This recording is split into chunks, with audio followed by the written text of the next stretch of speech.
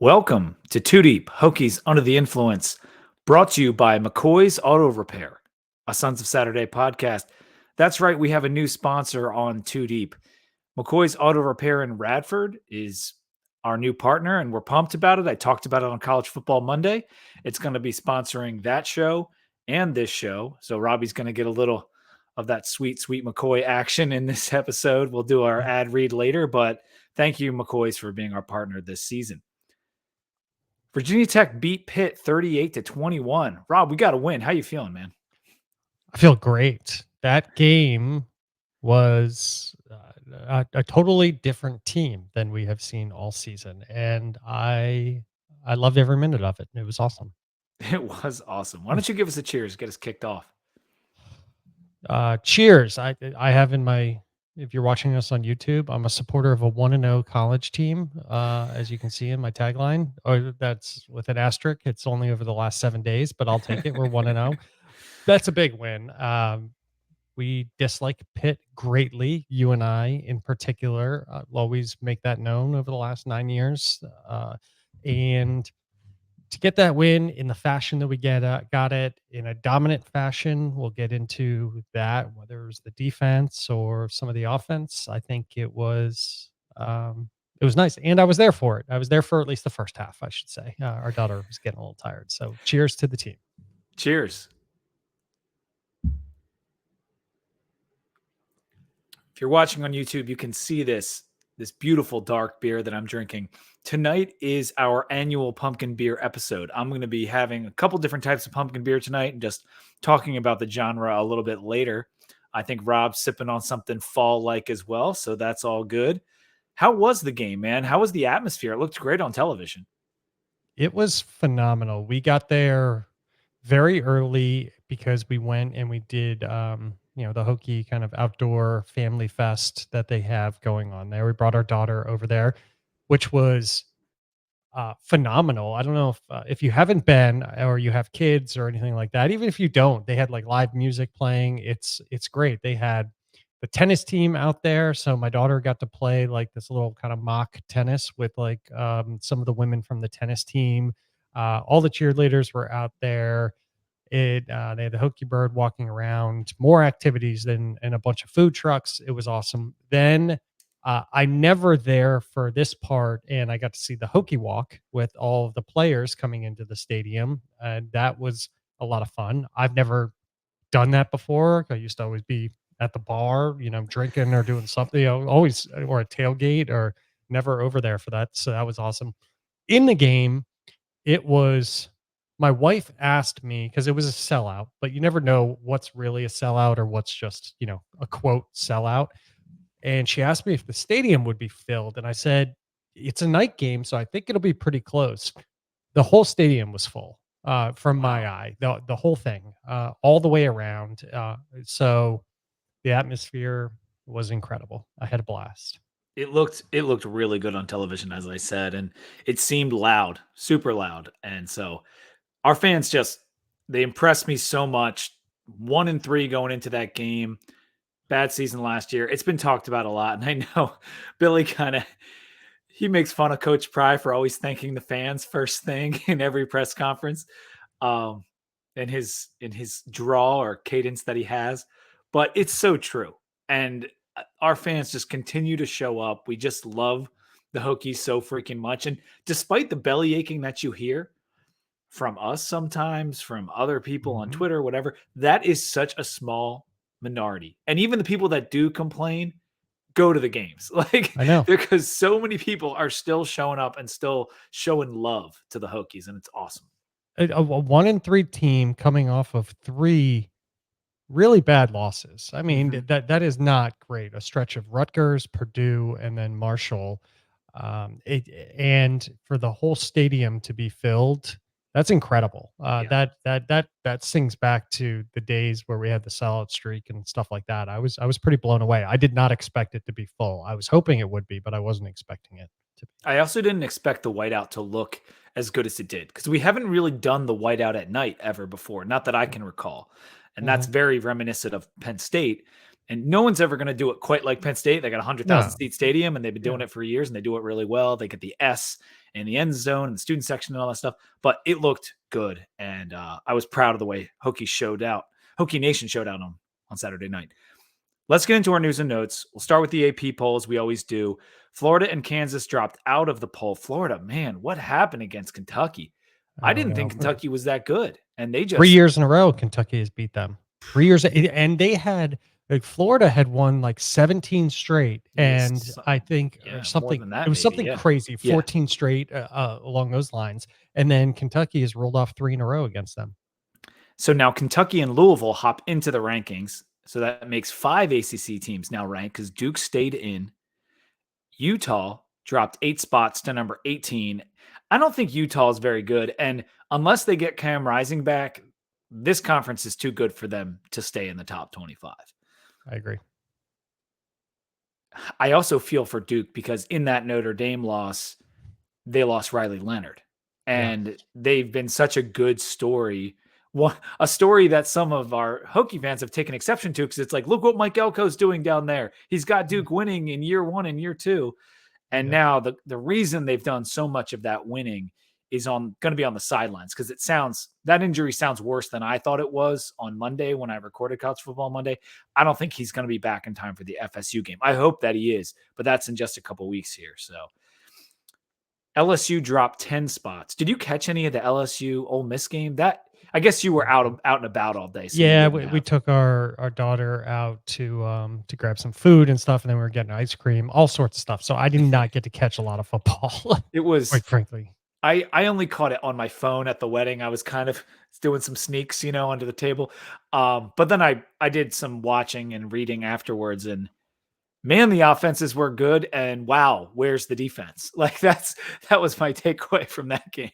That that that's what I heard too. I listened to a lot of podcasts about what happened this weekend, and everybody's like, "What happened to LSU's defense? They are terrible, and their Yeah, linebackers are, we talk about DBU. I mean, they are a good line. I mean, not linebacker, defensive back. They are a good defensive back college, and it's atrocious. I don't know what yeah. the hell happened.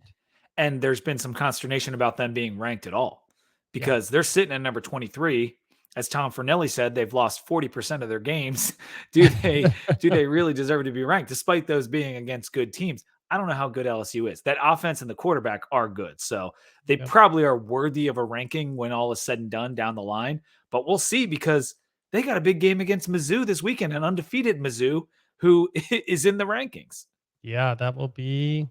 This is this is when Mizzou will get after you. Yeah. Those random years that you're not paying attention to, they sneak in, and they know when to do it. When their side of the conference is down, and Mhm. the SEC is down, Mizzou, they are right there to take advantage, and it's They perfect. were in year 1 of the SEC, Yes, right? They yeah. When they they were when they made the SEC championship, yeah. right? So that should be good. You got Georgia and Kentucky this upcoming weekend. Uh, Bama and A&M like that. Wait, not Bama and A&M. Is that right? Oh, it is Bama and Yeah, yeah, A&M. yeah. Bama Yeah. and A&M. So there's a bunch of good games. We'll talk about some of the games this weekend at the end of the pod. No change to the top 7. UGA still number 1. Michigan, Texas, Ohio State, FSU. Depth chart injury update.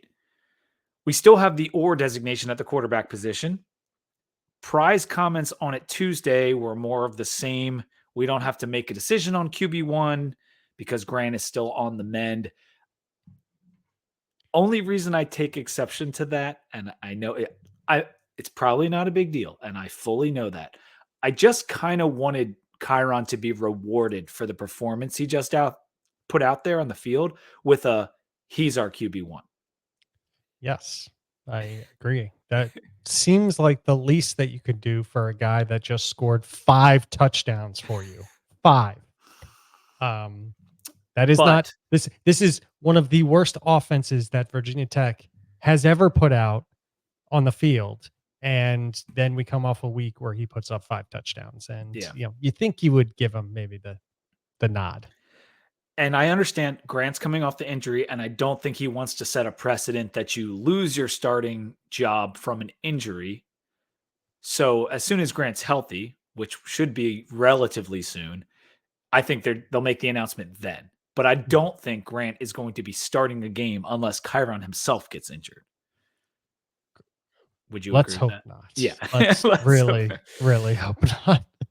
Other injuries. Nazir People still working his way back. He was dressed for the game. He didn't play, but he was back as a full participant in practice. He wasn't with the ones. The ones were Stroman and Phillips, which Phillips was another guy that was banged up. So Yep. we're getting healthier. Like it does seem like we're getting healthier, and we might be our healthiest when we go into FSU because Braylon Moore was back with the ones at practice. Jalen Jones still dealing with something. We'll see what happens with him. But Lane looks significantly more like himself in the game. We saw Yes. that on that Yeah. touchdown. On that touchdown. So it's nice to be getting more healthy. And we saw a team that looked a bit like a different team at a better stage of health. That might have had something to do with the opponent, and we'll get into that. But it's nice to be getting more healthy in this season. Agreed. Hokie Hoops landed a huge commitment. We gotta mention this before we get back to football because we got a 4-star for the 2024 class committed center Ryan Jones. He's the number 67 ranked recruit in the composite for 2024, 0.97. That makes him the 4th highest recruit we've ever gotten in this modern area since these rankings went into inception. Mm-hmm. And he replaced Rodney Rice on that list. So now we're going to have our 4th and 5th highest recruits ever on this upcoming team, I guess, next year, 2024. But huge to get a big man, the number 12 center in the country, 6'8". Yes. I love it. Had tons of offers, UF, A&M, Illinois, LSU, Xavier. Like these are good basketball schools. So I'm jacked up about this, and we have some serious basketball content coming at you. I was talking to Robbie a little bit about this earlier. I'm not gonna blow the secret or anything, but we're gonna have some really good basketball coverage with us and the Suns going forward here. It's gonna be a fun season. Yes, I would agree. CFB Monday. Mondays at 9 a.m. I was back this week, fresh off the wedding. I didn't know if I was going to be able to record, but I did put something out there, covered VT, covered a bunch of other things. It was a good show. Next week, we'll have a guest. Colby Dant from the College Experience podcast is going to be joining me. That's the Sports Gambling Podcast Network. They put out a lot of good stuff, both pro and college, but Colby does the vast majority of their college coverage. And he's an old friend of Robbie's, in fact, right? Yeah, we went to high school together. He stayed on my couch at Virginia Tech for about a semester while he was actually filming. He was big. He lives out in California now, but he was doing some filmmaking at the time, and he was filming something for National Geographic, I think, at the time. He was sleeping on my couch, so that was awesome. But Colby is a monster. This guy watches. Pete and I always joke how he has the time to watch as many games and know about as many teams. And we're not talking about just like Power 5. We're talking Power 5, Group of 5, FCS, you name it. And Colby is putting picks out there for all of this. And he's good and he's hilarious, which is awesome too. Yeah, he moved out to LA. He was in the stand-up comedian game. You mentioned about filmmaking. He's had his hand in a lot of things. One thing he's awesome at is handicapping games. He enters a lot of these contests, and the reason the guy has a betting podcast is because he's a killer handicapper. And he wins a lot of these contests. And so we're going to have him on the show. I want to ask him about the Sun Belt because the Sun Belt's been a wild conference, and it's something that's harder for people like me and you to track. And so he's the perfect person to have on, talk about that, talk about the next week's games, maybe some of his favorite plays. I think you might be joining us too. We'll have to wait on that. Are you gonna come on the show? I'm gonna. I gotta say what's up to Colby. So nice. So next Monday 9 a.m. catch that. It's gonna be a really fun episode. Pick'em leaders K Smith and the Bottom Dwellers are in first place at 31-19. Good job, you guys. We got 6 more teams at 30-20. So a lot of good teams performing right now. I had my best week. I went 7 out of 10 this past week. So wow, nice. I'm still towards the bottom, but I'm trying to get my way back up. I am towards the bottom. I think I'm 20 for 20 and 28 or something like that. Does that seem right? Yeah, we're pretty close to each other, I think. Yeah, that sounds about right. We're both terrible. All right, the game recap. There were two quick scores by both teams to start the game, and Hasselback even made a joke on the broadcast, like, just like we talked about, explosive offenses. I actually really enjoy Hasselback on a call. He does a pretty good job, and he does a lot of ACC games, so we hear him a A lot. lot of them, yeah. But we put up two more touchdowns in the second quarter. We separated a little bit, up 21-7 at the half. But then the fear kicked in because Pitt scored two quick touchdowns, one on a pass, another bust, and then a defensive touchdown on a fumble by Drones. They were only 40 seconds apart. So all of a sudden, it's like everyone got real tight. But late in the third, Drones hit a wide open Jalen Lane. That was clutch. Got that TD there. We added the field goal. Hokies win 38-21. But it's the favorite part of the pod, the calls. Boys, all I gotta say is Kyron Drones is handier than a pocket on a damn shirt. I've had like 5 pumpkin beers right now, and we are just going to tear through that ass. Oh, we are so back, baby. Whoa! I mean, Narduzzi's just praying, hoping Michigan State's calling and saying, please, for the love of God, get me out of here, because the Hokies are coming. Sweet Caroline, eat shit, Pitt. Go Hokies. Let me tell you something, brother. What you gonna do, Narduzzi dude, when Hokie Nation runs wild on you, brother? Man, I really think Kyron Drones is him. I think he's got it, and luckily we figured it out before he could transfer out to an SEC school this time. The Hokies have scored 38 points. Let me repeat that. The Hokies have scored 38 points. Amazing. Almost forgot what this feels like to win a football game. Man, finally the football justified the alcohol. I have hope. I mean, that felt good. I don't want to draw too many conclusions. They say winning fixes everything. We have a lot to fix. Glad to see Tyler Bowen took all our advice, removed head from ass, and called a pretty good game. Bowen called a good game. Offense, when we run the ball, man, getting 6 yards on first down makes life a lot easier. My one takeaway from the game is this. Eat shit, Pitt! Pat Narduzzi sits to pee. This tells me they can beat some other teams in the ACC, so at least not all hope is lost. Let's stomp the nose, okay?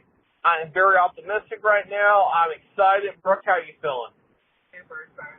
Super excited. I mean, if she's feeling super excited, I'm feeling good.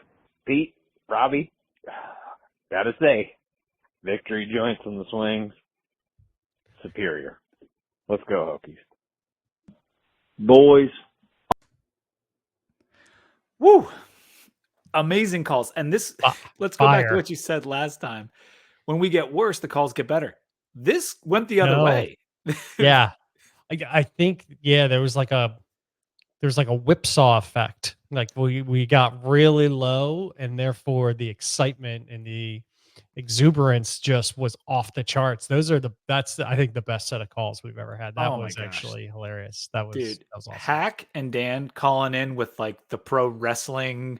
Yes. Let me tell you, brother stuff. Oh God, that was so great. And that was before the game. When they were like, we're going to run all over you, Narduzzi. Like that was like, they predicted it basically, because that was before the game. But yeah, man, the eat shit pit was great. Oh my gosh. There's a couple of those. So many good calls. Thank you for calling. If you want to get in on the reaction line, 540-251-2169. Call us next week when we play FSU. Might be a little bit of a different tone to the calls next week. Yes. Not sure exactly how that's going to go. But I also loved Bowen took our advice, remove head from ass. From ass, and put together a nice offensive scheme. And it's not even the reaction line based on what you just said. It can be the preview line too. You want to, you can hit it on either side depending on what time you start boozing that day. Call us on Thirsty Thursday. Tell us what you're thinking about the game this upcoming weekend. I like it. Before we get into our story of the game and all the details, I got to tell you guys about McCoy's.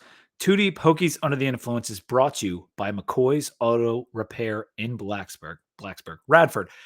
This is hard for me sometimes. McCoy's Auto Repair in Radford. There we go. Who doesn't love supporting a local family-operated business? That's what you're going to get with McCoy's. Established in 1980, They offer full service, including major and minor repairs. They do oil changes, state inspections, engine and transmission repair or rebuilds, diesel repair, fleet service, etc., etc. Anything that you need, they can pretty much take care of. They also sell all the tires. Any kind of branded tires you need, they probably have it. And they have optional pickup and drop off if you can't get there because work and life is just too busy. They can take care of you there too. So head to McCoy's Auto Repair for all your vehicle maintenance needs or give them a call. You can see the number right on the screen if you're watching on YouTube. It's 540-639-2933.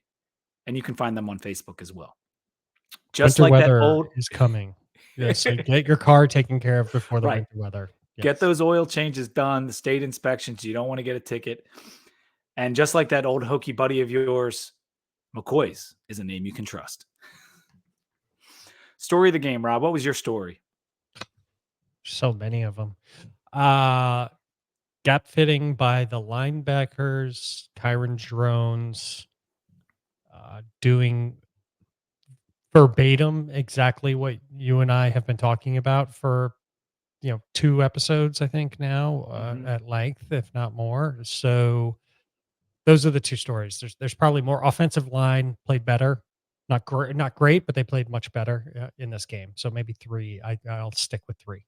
Yeah, I mean, it's Drones 1, and then the D only giving up 38 rush yards. Those like that, because those 2 areas are what Pry was preaching: play defense, dynamic quarterback, run game.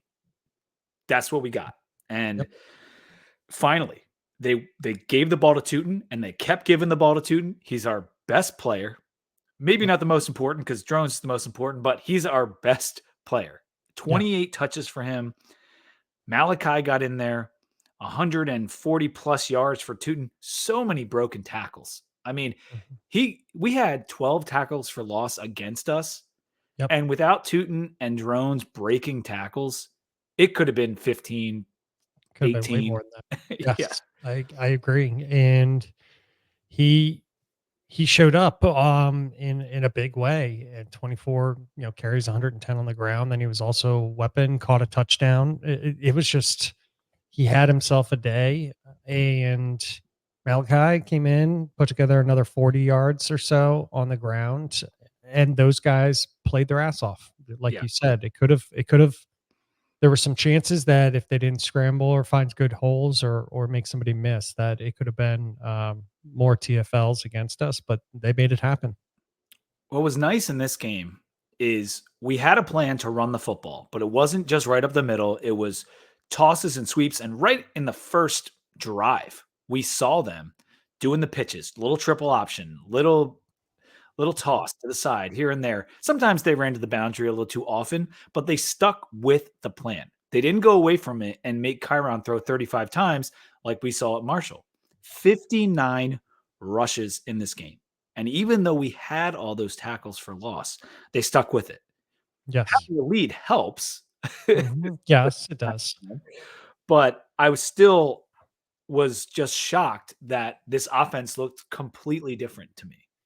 And it looked really nice. So Kyron would do a keeper, to the right-hand side, and then that would keep the defense honest. And then that would set up like a counter that he would make on another play. And then that would set up Tootin to have a nice run, because they were looking at and had to be honest with Kyron Drones' ability to run. And then we complemented that with some nice passes. It was all the facets that you want to see, using his legs. Once they kind of bit on that, using the rushing, and once they bit on those 2 things, then we were using the pass appropriately. It's exactly what you love to see. It was beautiful. It really was. And then they worked in some of those rollouts as well. Yep. And Kyron has been pretty excellent throwing the ball on the run. Like it's absolutely a skill that he has. 400 yards of offense, more than 400 yards of offense. It was 427 to be exact. Only the 3rd time we've done that under Pry. I mentioned that on Monday. 199 yards rushing, highest under Pry, highest scoring game under Pry. So you can see this was a bit of a coming out party for our offense. That's right. And the other thing Kyron does that I like is he's very decisive to throw it out of bounds. He doesn't, if he does, he knows he's not at the stage to do kind of crazy stuff. And when you see him, he's very quick to know that he's in danger and he'll throw it out of bounds and he'll get rid of it. And then he'll wait for the next play, see what he could do. And I appreciate that. You know, mitigating the damage sometimes is equally as important, if not more important than you know, what you do on the offense, because, you know, an interception here or there and this game goes very differently. It's so true, man. Knowing when to fold them, right? Mhm. And it's absolutely a skill. Let's talk about those 5 touchdowns, 3 passing, 2 rushing. David Cunningham put out the tweet saying that the last time we did this was Josh Jackson against ECU and you'll remember how bad that pass defense was for ECU. Yeah, it's Like it was horrible. absolutely horrendous in 2017. But Evans did it against BC, an amazing Mhm. game. Logan in 2011, Randall in 02, Vic. I mean, these are the kind of people that he joined. And Yeah. I don't care who the opponent is. It does not happen. And Yeah. so this is super, super impressive. 21 carries, 19 pass attempts. So he carried the ball more than he threw it, which at this stage in his career is fine. We will have to watch his carries at Yeah. some point or another because he's only 14 off the leader in the ACC right now in carries with all the running backs, all the quarterbacks, whatever. So if Wow. he had started the first 2 games, he'd be leading the ACC in carries. And that is a problem. You Yeah. don't want that from your quarterback. However, that's where this offense is right now. We're putting it all on his back, and we need him to deliver. And he did a 216 passer rating. The big plays were refreshing to see. I couldn't. Yes. Were you in the stadium for that first one? I mean, you had to be. I Right? was. We got in very early. We were in an hour before game time, so for kickoff. So we saw it, and I, my wife and daughter quickly ran up to get food right away because we were sitting up and that's when Felton caught his touchdown pass down the right hand side on that amazing, you know, and blew the top off. And I was going nuts by myself, obviously in the You had to be stands. high fiving neighbors and stuff, right? Yes, exactly. But great pass, great play, and great timing on it. I love it. I mean, it was absolutely perfect. And I think was he rolling out or was that just a drop back? I can't remember. But either way, it I was think it was a beautiful. drop back. I think Felton has improved week Yes. over week. Like he looks more confident. He did have the crucial drop against Rutgers, but he's been a lot better the last couple of weeks. He's had to, and it's a big kudos to him because coming into the season, he was the name behind Allie Jennings and Jalen Lane. So he didn't think that he was going to be the guy, and then all of a sudden, Jennings and Lane both go down, and then he was the guy. That's got to be tough. Like not only to lose one of them, but lose both of them. And then really you're the centerpiece of the receiving core. So I could see it taking a couple weeks for him to kind of get comfortable with that without having that expectation going into the season. The players always get told, you know, you're one injury away from being the guy, but it's different when it happens and you have to go into the game and actually make it happen on the field. There were so many cool plays in this game. We even tried that flea flicker at one point. Yes. Didn't connect, but again, some creativity we hadn't seen before. The Gosnell throw and catch on 4th down, Yeah. that was freaking sweet by both players because it was just a clutch play that we really needed at the time. And it was drones and breaking tackles in the backfield and just stepping up in critical moments. Yep. 3rd downs, 4th downs, like that's hard to do for a guy making his 3rd start. And that's something I'm going to take away from this as well. We've talked about his kind of cool demeanor.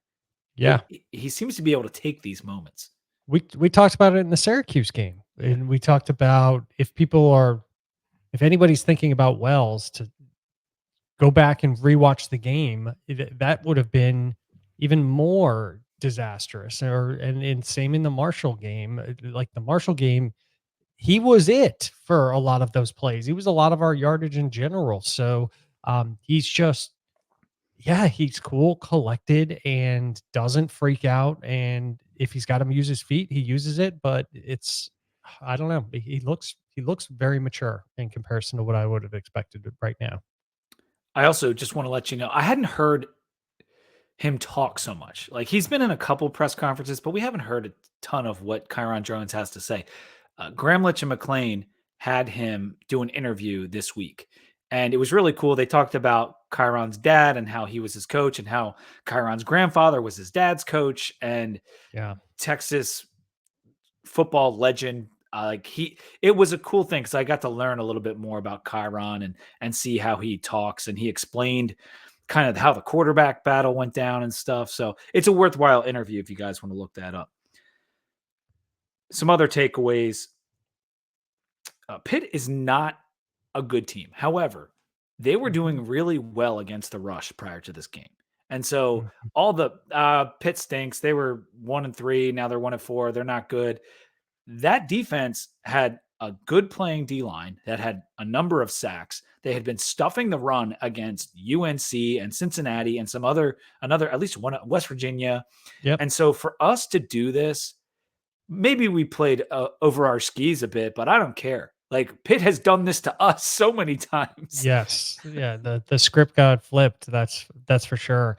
I, they're not a great team. I don't think they're as bad as their record implies either, from what I saw. And the nobody's been able to have that much success in the run game against them so far this season, which is a great sign because we were having a lot of trouble in the run game. That is not what we thought.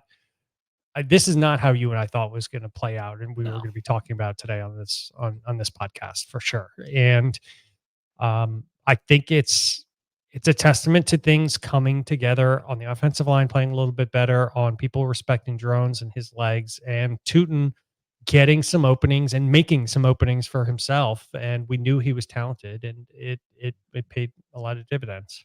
It sure did. And we out first down Pitt 25-9. The time of possession was 38-22.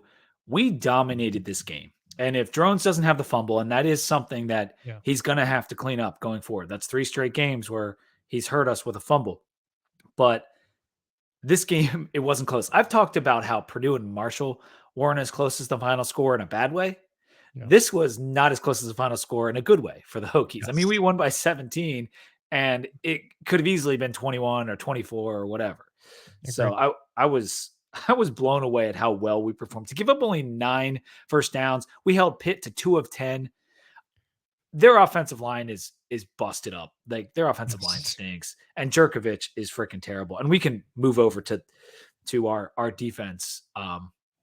Yeah. It's hard to, for those reasons, it's hard to be too complimentary of our defense, but it's a Power 5 opponent.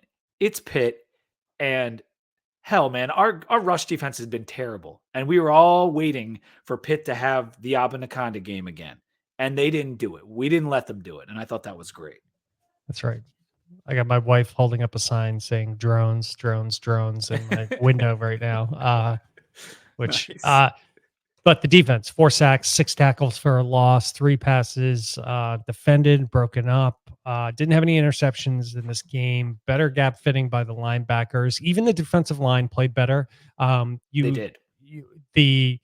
There was, I wouldn't call it havoc, although APR had a sack, which gets him up to 3 on the year. We need to keep that number going up, keep that going up, up, up.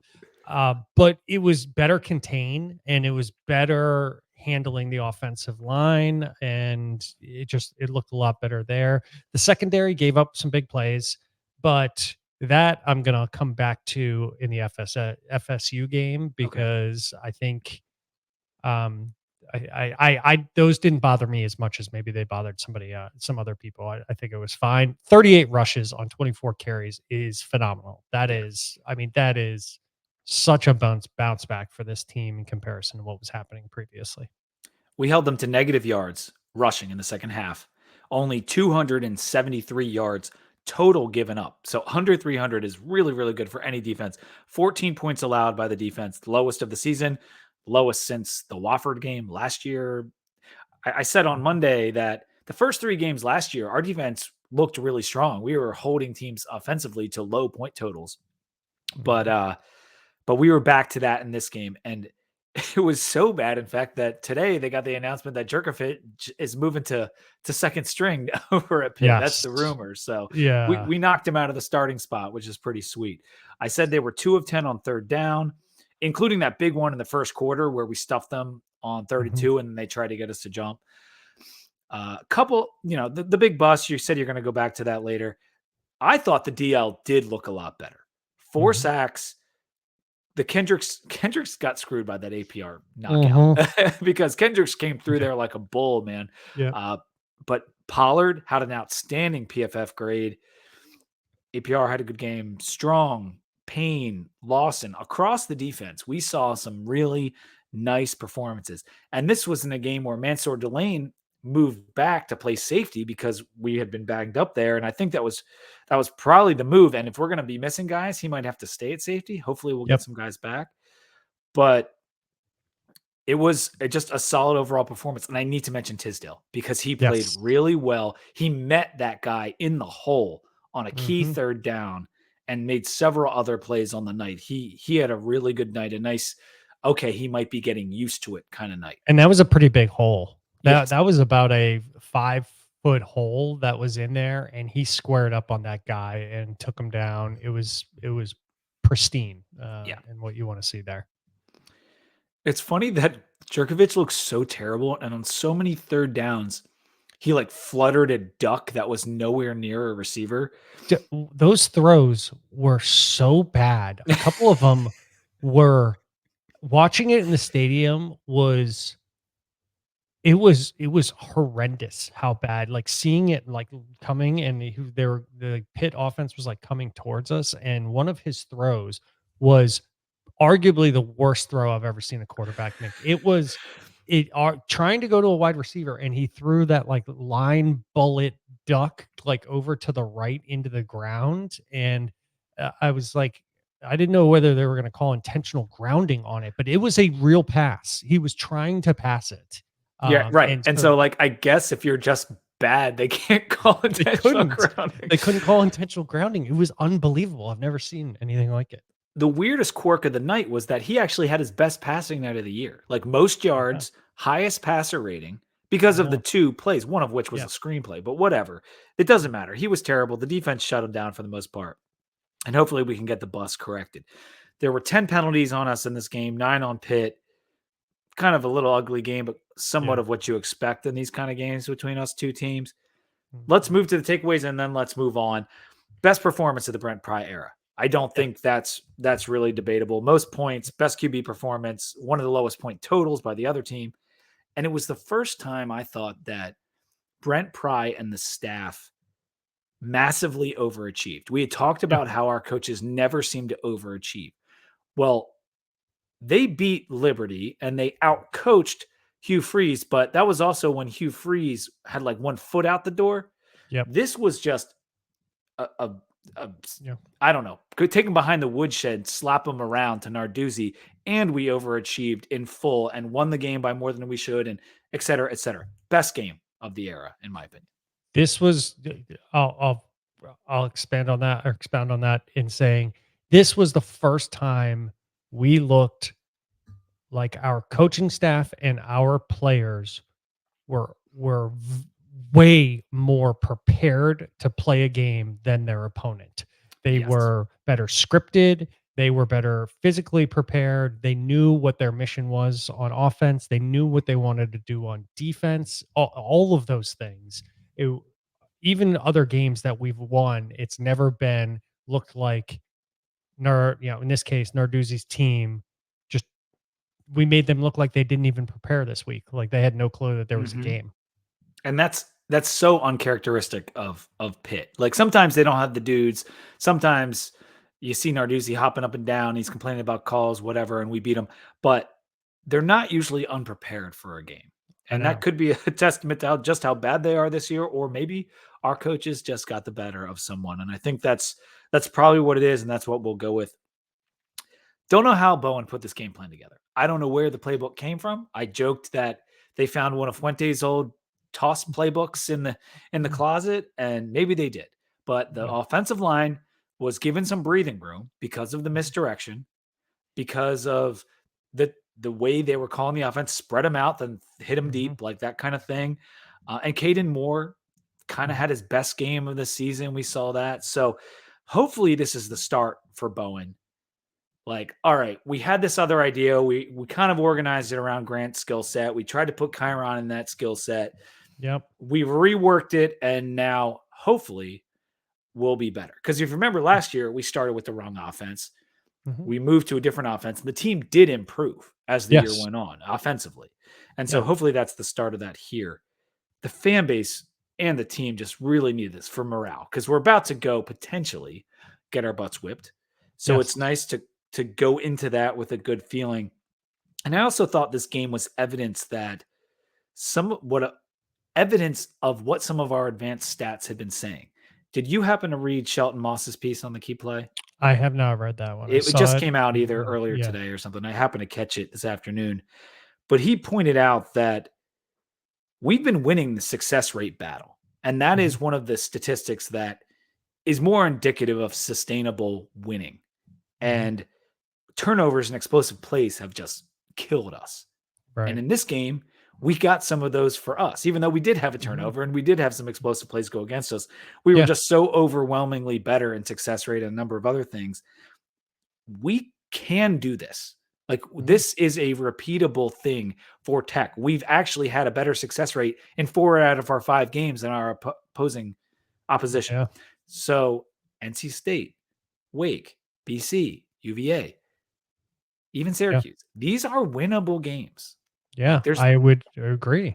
Yeah. They would. I came out of this game, and this is weird to have happen. And my wife was like, "Well, you're 1-0 in conference," and I was like, "Oh shit!" I was like, "You know what?" I was like, "The season's not over." I was like, "Okay, let's." But yeah, and we have a good. It's going to be tough, but a good slate ahead outside of this FSU game, a good slate ahead of us of winnable games. Like, everything's on the table. I do expect to see some more hiccups in the offense. I don't think you just flip a switch and it's going to be better. I don't know when those are going to show their head outside of maybe the FSU game, but that's going to happen. We're going to have a little bit of reversion to the mean at some point, as they grow, you got to take a couple dips to move forward sometimes. And I think that will happen, but this is in the right direction and in the vein of what could be a really good, reliable offense. Yeah. And the SP Plus moved us to 72, and it actually projects us to win 5 games right now and gives us a 23% chance at a bowl. So you're talking about a quarter percent. 1 in 4 chance of making a bowl. I'm good at math. Yes. I'm an engineer. But yeah, so things are looking just the slightest bit up. And I don't want to rain on the parade with Pitt stinks. Pitt is Pitt, okay? They can be terrible and prevent you from going to a national championship game. Like they did that to West Virginia. Yes, they've done that to a lot of teams, and they did it to Clemson like twice. They did it to Clemson. On years that they were not that good, and Clemson was very good. Pitt will sneak up, and we all hate Narduzzi, but he's a good coach, and he will cause trouble for you. So it is. I am not willing to just be like, "Hey, Pitt sucks. This was nothing." So no, that doesn't hold water with me. Let's take a quick moment to talk about our sponsor. Yeah. Our other sponsor. The Too Deep Hokies Under the Influence podcast is brought to you by Roback. We've talked about Roback a million times. I don't need to go into too many details, but I do want to tell you that they just released a new quarter zip, and that's a quarter zip geared for the Hokies. It's called the Berg.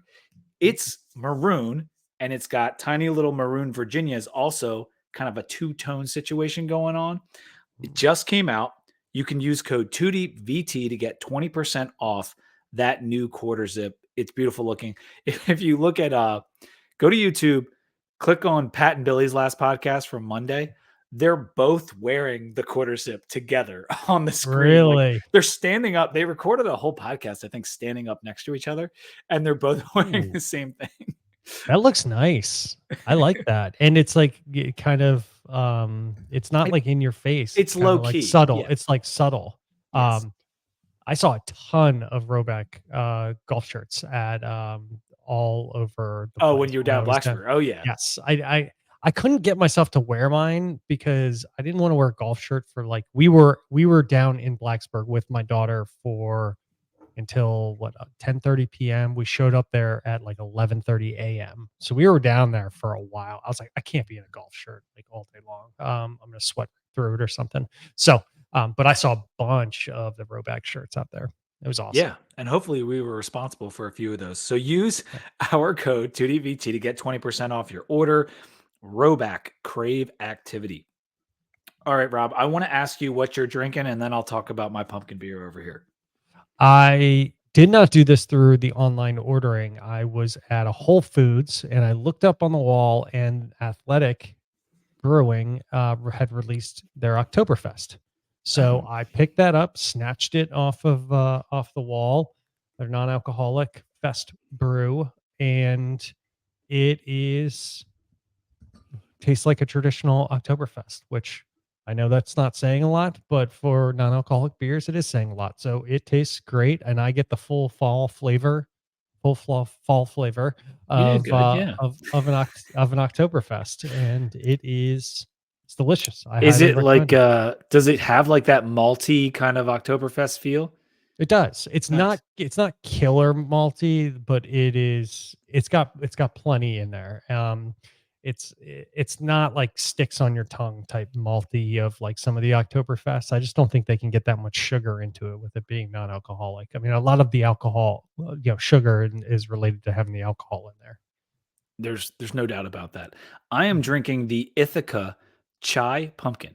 This was a gift from Basil, one of our listeners. Met up at the Rutgers game, gave me this. He also gave me the Country Pumpkin by Ithaca, which is still sitting in the fridge. But this is a pumpkin ale brewed with spices, lactose, and natural tea flavor. That's that chai. That's what you're talking about. That sugar, like that's what the Yeah. lactose is in this one. It brings a sugary burst. It's not too much, but the tea kind of mellows it out. And it's not a heavy tea flavor. Until I read that, obviously I saw Mhm. chai, but like now I kind of taste just a little bit of the tea, but it kind of evens out the sugar. Very good, very dark beer for being a pumpkin. Has a little bit of that malt flavor. Not overwhelming, but if this was your second or third, you might have to stop. That's Mhm. kind of how I would put it. But I would recommend the chai pumpkin. There's always a balance with these things between the malt and the spices and the sugar, and you got to come Yeah. right to that sweet spot. We've always talked about the Yep. Schlafly, Yeah. the Pumpkinhead by Mhm. Shipyard.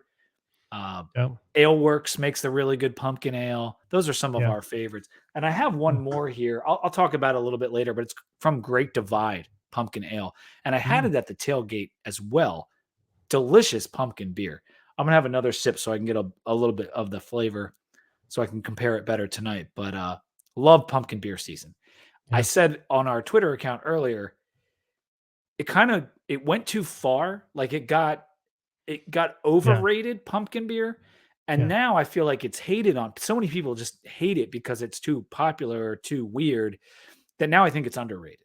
And Yes, so, and and now's the time to jump back in, right, right? You gotta when the stock is down, that's when the 2D podcast buys, and we sell high, we buy low. that's right. You know That's what else our is really good pumpkin beers is Elysian. They yes. have actually, and it used to be harder to find because it's from Mhm. Seattle, but now they have their pumpkin pack in Yeah. multiple stores. I've seen it a bunch of places, and it's the Punkachino, it's the Night Owl, it's their Imperial. Yeah. Really good. If you want a wide variety of different pumpkin beers, get the Elysian pack because despite being a little bit more mainstream at this point, it's very good. And of course, there's the Pumpkin, which I know Clark loves the Pumpkin. A Yep. lot of people love it. For me, it's a little too sweet, a little too It's pretty sweet. strong. Yeah. Because Yes. if it's 10%, so maybe if you're having one, it's good, but can only do so many pumpkins a season for me. And then there's always the dogfish, the pumpkin. Oh, yeah. Which is a classic. I got one of those in my fridge too. And that one's great because that one is like spice forward a little bit. Like that is not sweet. It's like Yes. it's kind of edgy. That's a good one. And it varies just a little bit each year, but I swear the pumpkin, that's the dogfish one, it gets better. I feel like every year they've brewed it, it's gotten a little bit better. Like so I'm looking forward to having that one this year as well. So anybody hating on me drinking non-alcoholic beer, I can still compare beer notes for beers that I had like 5 years ago. So guess what? I'll go toe to toe with anybody with a beer that was around back when I was boozing. A So good beer you never forget. that's right. One I just hit me. I kind of not a huge pumpkin guy, but Southern Tier Warlock. That is a phenomenal pumpkin beer stout. It's a dark beer. Yes. Really, really good. In fact, when Clark stayed here, we shared a Warlock as the last beer before bed. Really smart. Oh yeah, that'll put you down for the count. That like cost you 9% or like something. that cost you like 30 minutes time waking up in the morning. That's a for real. rollover and hit the snooze button. That's why I was tweeting so much. All right, let's move on to Florida State. Saturday, 10-7, 3:30 p.m. on ABC. That's right. We got the 3:30 spot on ABC for our game against number 5 FSU. I know. This is a good team. They've had 2 good wins. They beat LSU. They beat Clemson in a wild game I watched at Robbie's house. Mm-hmm. And they're coached by Mike Norvell, who is 22-16 over 4 seasons. It was a slow burn for him and the Seminoles these last few years. It was. And it was a slow burn. But they've righted the offensive line and all the druthers that they were having for a while. And they are, if you don't look at the scores, they are rolling right now. Let's put it that way. They're coming off a bye. They had just won 4 in a row. Like you said, they did have a sleepy night up in Chestnut Hill with BC, which was a little bit dangerous, but they pulled out the W. A win's a win. And it all starts with the man under center in Jordan Travis. Yeah. So he's been number 10 nationally in QBR. I want to say good. He finished last year at number 7. So he's still performing at a very high level this year. He's actually tied with Drake May in QBR at 86.0. This is a dangerous offense to the point that I think when they play at their ceiling, they're probably the best offense in the country. Mm-hmm. But that ceiling only hits for like brief spurts in a game, at least so far against some of these better opponents. Is that how you'd kind of characterize it? Yes, and that's really because the rush has been a lot tamer than most people expected going into the year with the athletes that they have, the offensive line that they have, the tight end strength that they have for blocking things like along. So the strength has been the passing for them, which we also anticipated, but people thought it was going to be very potent on both facets of the game. And right. Thus far, I will caveat thus far, because who knows what's going to happen in this game against Virginia Tech. It has not come out to be what it is. Trey Benson has been good, but not great. He's got 40 carries for under 200 yards and 4 touchdowns, I think, on the ground, which is not what people were anticipating. And they've really relied on Jordan Travis through the air. Johnny Wilson and Cohen Coleman are their dangerous wide receivers. They also have the tight end that's very good, the big dude. And I'm blanking on his name, but Bell, they have 2 tight ends. It's Bell, the transfer, and then Morlock. Morlock is really good too. And so when you put in Wilson and Coleman, I mean, Coleman's the guy that caught the overtime touchdown against Clemson and just made an amazing play. He is so good. Another transfer. And this is what FSU did. They went out and they got these transfers to add to an already stacked team.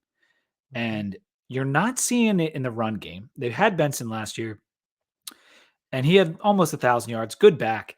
But they have struggled to run the football, as you indicated. Against LSU and against Clemson, there were these lulls in offense where they couldn't get anything going, including the run game.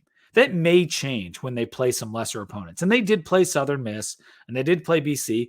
And BC could have won. I mean, I know they came back late, but that was a 2-point game.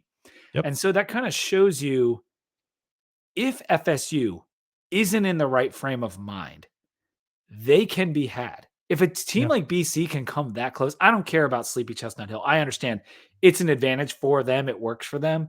But like it does show you the basement for FSU. Yes. And I think that is the basement for FSU to achieve, because we'll hit on FSU's defense in a minute. To achieve that basement for them on offense, my thought on that is I want to see what we just did against Pitt against FSU. So I said I was going to come back to kind of some of the explosive plays that they have. I think let's keep them one-dimensional the way that they have been. Let's sell out against the run. Let's force Jordan Travis to throw. I know that's dangerous. I know he's a great passer. I know, and we're going to give up some explosive plays. That's going to happen. It happened against Pitt. You can still survive that game, and at least that gives you an avenue to potentially keep it close. I'm advocating for something strange here, and it's the opposite of what people know. I'm advocating for a break but don't bend defense, and usually it's bend but don't break.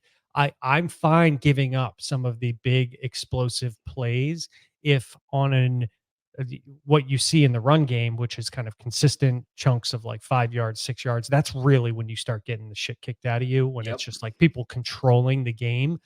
If we could do what we just did against, and that's what Pitt was, right? Like they had a couple big explosive, a 61-yard play, a 60, anyway, it was 62 huge plays. One was 60 and one was 50 yards. That's fine. It didn't cost us the game, right? Give up some of the big stuff. It's going to happen. There's going to be a breakdown. They have great wide receivers. They have great tight ends.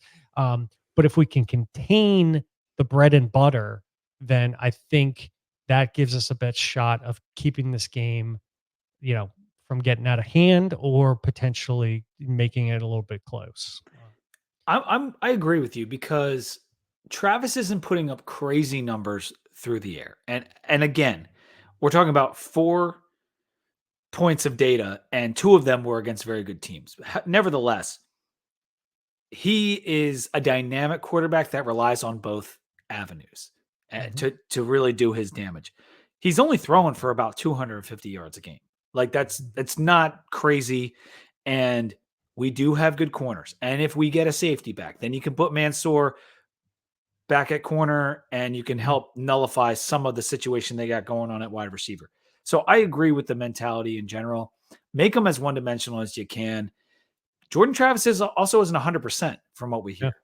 And there was talk about them maybe even sitting him for this game. I don't think that would be wise. I know like they could probably win the game without him, but like if I was an FSU fan, I would be a little bit nervous about that proposition. I don't think just because of the Pitt game, like it shows them we're not just the straight up walkover that we've kind of been looking like. I would say. Yeah. And Jordan Travis, his stats are good, right? He's got over 1,000 yards. He has 10 TDs and he has only 1 interception. Everybody gravitates to those numbers, but there's an overlooked number in here. He's only got a 60% completion percentage on the year. That's low for how good, or at least how perceived he is right now amongst the quarterbacks in the nation. And that's good. That's not great. I mean, to be like an elite quarterback these days, you want to be mid 60s to high 60s. I mean, Burrow was in the 70s. That's craziness, but he should be in the mid 60s for the type of talk we're doing with a quarterback of his caliber. And it hasn't been there yet. No. He's playing well.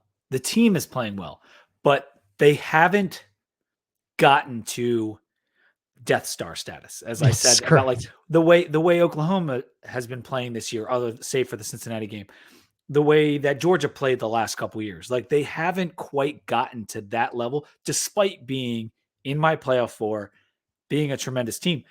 They might win a lot of their games. They might beat Duke by a couple touchdowns. They might win by a touchdown here. They're not going to be beating every single team by 40 points. I mean, we've already seen them go up against BC and win by 2. So like, it's a good team. It may not be a great team, And they could still not be a great team and beat us by 3 touchdowns. I want to make that clear as well. That's right.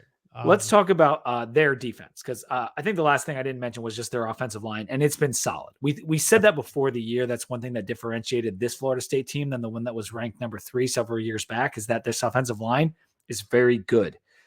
1 sack per game given up, 7th in fewest tackles for loss. Yep. As for the defense, it should be sick. Like, what they have talent-wise should be sick. They're 85th in yards per play right now. And they have played a very tough LSU offense. We think Clemson has come around and has a good offense. But again, not to the level that I was hoping for them to be when I picked them as part of my playoff teams before the year started. Yeah, we're playing around with a mousetrap or a loaded spring here, and I'm just hoping it doesn't go off in this game, because this defensive line was supposed to be nasty, and they have not been. And the linebackers have made up for a lot of that.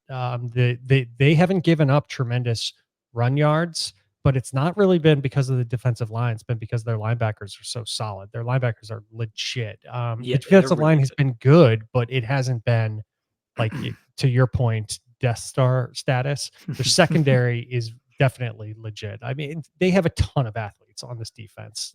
Let's be honest, and they could get after us in a lot of different ways.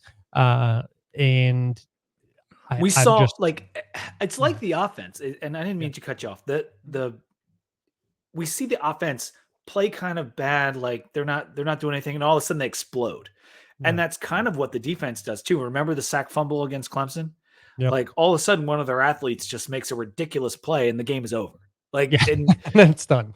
And that's what they do. And they've got the corners, they've got the linebackers, they've got that defensive line with Jared Verse, Patrick Payton. Like, these guys are really, really good. And your thing that you said right away is like, I hope they just don't explode or go off in this game, because one of these days it's going to click and they're going to just hold someone to 0 points, and our scoring streak could be over. I wouldn't want to play them like in the last 2 games of the season. Like, they're going to kick the shit out of somebody by the time it's still gelling for this team. And when it all comes together, I think it's going to be really dangerous, because their athletes are sick and they could do some really bad things to a team. And I'm hoping they are going to wait at least 1 more week before that starts to happen. I'm also hoping that Bowen finds a third playbook somewhere to figure out what the hell we're going to do with this front 7. The triple option. We're bringing out the triple option this week. We got 2 running backs. We got Cairo, and we got 2 running backs. We can do this. We got A back, B back. Yeah, let's go. Facing a top 10 team on the road is never great, but if we can hang at all, I will be happy. I mean, a 2 touchdown loss, I'd be like, okay, do we have any injuries? No. Let's get back to Blacksburg and let's beat Wake. Like, that's how I'm going to take this game. Of course, there's a slight chance we could run well. Drones just has 30 carries, Logan Thomas style, and carries us to victory. It's college football. Anything can happen, but with our offensive line problems, I think it kind of caps the chances of an upset. Yeah. The chances of their defensive line choosing this game to just wreak havoc on our suspect offensive line, I'd say are like 75% chance that they just start to go ham, and Drones is running for his life. Like, just screaming down, Did you watch any of the Giants Seahawks game or hear about it? No. The Seahawks had 11 sacks on Daniel Jones this past weekend. Oh gosh. Like, that's like what I see in my nightmares, right? Like, of what could happen this weekend. Yeah. Hopefully we do enough with the misdirection and the tossing and the pitching and the sweeping to not let that be the case. But our offensive line is going to be tested. Yes. Holding their wide receivers down, that's a possibility. We have that's our strongest position, probably, is DB, especially if Peoples decides that he's well enough to play it. Pry was optimistic about that. But their tight end pass game, their run game, they can do some things. We're going to have to do what you said and play like we did last week against the run and take our chances with the second. Yeah, and take their chances. And if Jordan Travis comes out and he throws he comes away with an 80% completion percentage, 20% what he's been doing then we're going to get our asses kicked. And that's the chance that you take. But if you make them two-dimensional and they get the run going, we're fucked. Yeah. So like that is, then you have nothing. Like if they get their run really humming and in this game, we are going to be in for a really bad game. So you might as well take your shot, make them one-dimensional, let them throw it and see. Maybe you get a couple picks. Like maybe he screws up. It's just an off night. I think that's your only way to take the chance on that. I'm with you. We need no turnovers. Like that's no matter what the score is. If we turn the ball over 2 or 3 times, like it's going to be a lot uglier than it should have been. So we got to make sure there's no fumbles by Kyron Jones in this one. Last I checked, the line was 25. No, it started at 25.5. That's what it is on the pick'em. Because VT actually made the ESPN pick'em this week for our group. But on Yahoo, or the last time I checked it, it was 23.5. So it's coming towards the Hokies.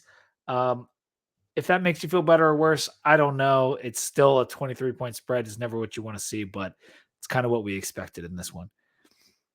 We talked a little bit about the bowl eligibility. I was looking at the SP plus win probabilities. 68% for UVA. It has us at 67 for BC. So those are basically identical, even though, and I guess they take into account home or road. Actually, it probably doesn't take into account home or road for the SP plus. Yeah, at least for the predictions. Yeah, for the predictions. I don't think. And then NC State's 48%, and that one is at home, and I will be going. So we still have that slight, and I don't think Wake's good at all. I mean, they've been struggling lately. So those are the 4 I'm eyeing if we're going to get to 6. But it does feel good to be 1-0, and it's kind of hard to believe sometimes. That 1-0 in conference, despite how horrible we were feeling a week before this past weekend. So that's right. All right, let's get to the picks before we sign off here. Yep. 2 Deep Hokies Under the Influence is brought to you by Prize Picks. It's the only daily fantasy app that allows you to make plays with our Hokies players, and there's going to be some interesting plays in this one. You want to go higher or lower on some of the stats for Tootin or drones, you can do that on Prize Picks. They also have NFL, NBA's coming around the corner. We got MLB playoffs. A lot of opportunities to get money in your pocket. Use code MEMORYLANE, all one word, all caps, for a deposit match up to $100. Prize Picks, daily fantasy made easy. First game, Robbie, it's Red River, the old Red River rivalry. So easy to say. Rivalry. Number 1 in our hearts. Oklahoma versus Texas. Texas 5.5-point favorites on the pick'em. Get yourself a fried Oreo. I'm going to go with Texas in this game. So I think Oklahoma's offense, they got it going. It's moving, but I think Texas, they've had a good season. I think they can shut it down.